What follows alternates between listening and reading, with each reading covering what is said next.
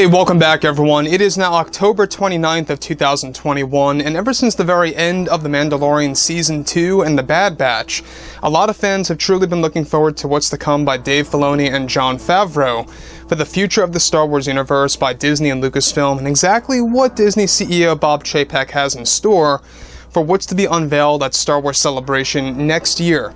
This is Mike Zero. Make sure to subscribe if you're new to the channel for future Star Wars updates. Also, by the way, guys, I am on Twitter at Mike01 if you guys want to go ahead and give me a follow on there. We do post a couple of fun and entertaining things from time to time and interact with you guys further.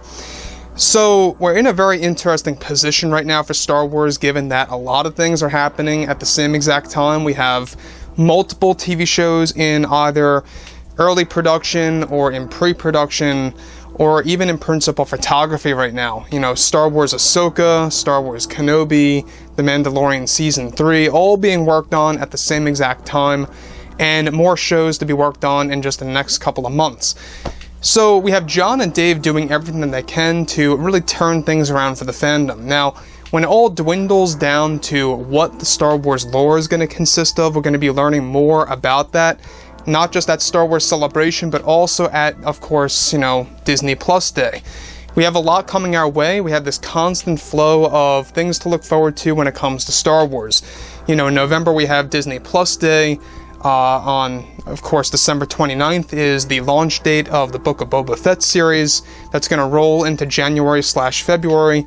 We got the Kenobi show and Star Wars Celebration in the month of May, and many more shows coming our way for 2022. So, with that being said, everything pointing toward actress Daisy Ridley, alright? We do know that Daisy Ridley has been more and more talkative about her experience on the sets of episodes 7, 8, and 9, alright? And exactly how she felt about Lucasfilm as a company and Disney as a company as well.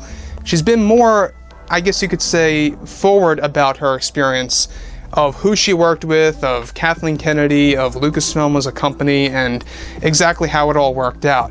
Now, what's really all the more interesting is new things about Lucasfilm involving Daisy Ridley. Now, of course, that both Disney and Lucasfilm are focused on their new Star Wars projects, like Star Wars Ahsoka and even the Kenobi series.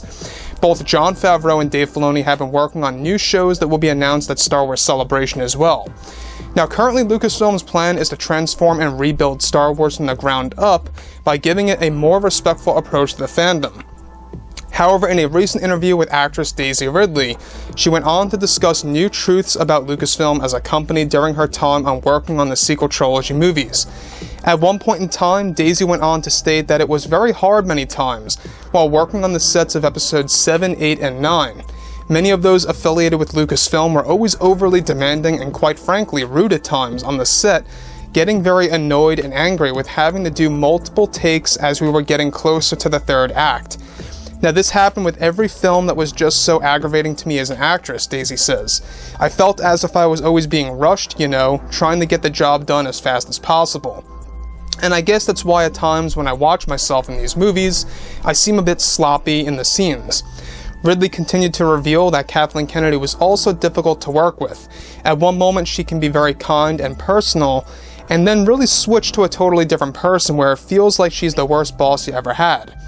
I remember myself and JJ were begging Kathleen Kennedy to keep the scenes of myself as Dark Rey, having more extensive fight scenes with my light side self that was just so epic on screen that it actually made me scream in excitement of how well JJ had done the scene, and that Kathleen Kennedy pushed it with everything that she had to get rid of it totally from the movie.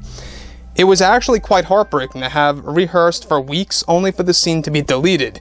Daisy also reveals that many of the visual artists and concept artists and such never really liked Kathleen's approach to deleting so many scenes from the movie and moving it in, of course, with unplanned reshoots that were basically unscripted, that J.J. Abrams was essentially forced to improvise his own scenes in his head and to just spit out the lines to us actors and the scenes that we would be involved in. So, let me just stop right here. In case you guys did not know, there were a lot of scenes like that where they had to improvise on the set of episode 9 and kind of just do what they had to do with the lines and the overall structure of the scenes and the cinematics. Everything involved was pretty much unscripted in many portions of episode 9 within the third act. Moving on.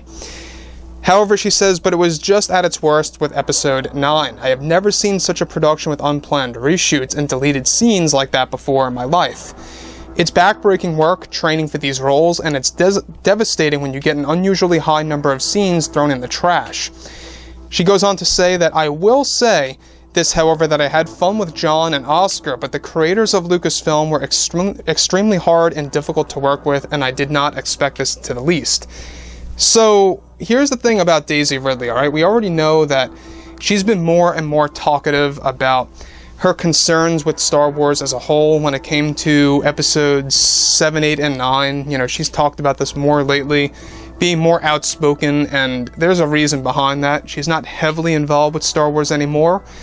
She is apparently going to be involved as a cameo of Rey in a future Star Wars TV show by John and Dave that's going to take place in a post-Episode 9 era. We'll be going over more about that in the coming days, so tune in for that as well. Now, the thing about John and Dave is that they know what they're doing. When you look at that in contrast with Kathleen Kennedy and J.J. Abrams and Chris Terrio, they didn't really know exactly what they were doing with Episode 9 and how to close the Skywalker saga. Now, some of you guys may have enjoyed Episode 9 to its fullest, right? And that's fine.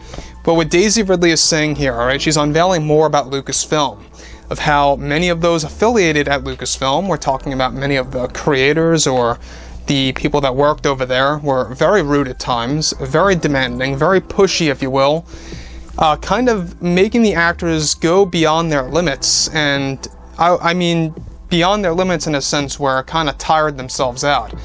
And I think that's why at times, if you look very, very carefully, in specific moments in the third act, you can kind of see that some of the actors don't really want to be there, or they just seem exhausted, or the lines just seem out of place, or just something feels off. And I think that's exactly what is actually in line with what Daisy Ridley said. Now, obviously, you know, with any production, you're going to have some reshoots, but apparently, according to Daisy Ridley, this was an unusually high number of reshoots, something that she has never seen in her entire life in her acting career. And it's kind of expected from Kathleen Kennedy. I mean, we all saw what she did with Solo: A Star Wars Story. I honestly could not believe what happened with that movie, of how they had to reshoot 85, maybe 80% of the entire movie when Ron Howard had to step back on board. I could not believe that. Now, that was all because of Kennedy, mind you, because she kept on pulling, you know, along with the original directors and wasn't firing them immediately, and she kept stringing them along, and then she eventually fired them when it was too late, and it cost Disney a lot of money. Now, fast forward to where we are now, John and Dave are really picking up the scraps, right?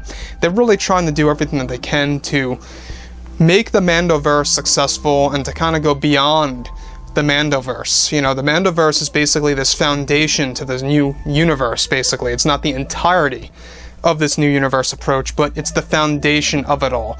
And I think that what John and Dave are doing is incredible. I think that they're really going to nail it, and I cannot wait to see exactly what Star Wars is going to be like in the years to come, in comparison to where exactly we are now, right?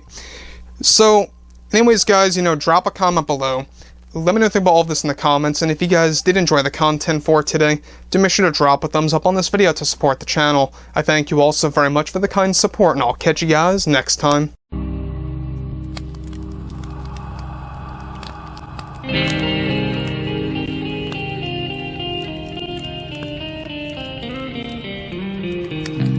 Gun in hand, we are alone again. No hiding. From night to moon, we hear them moans again.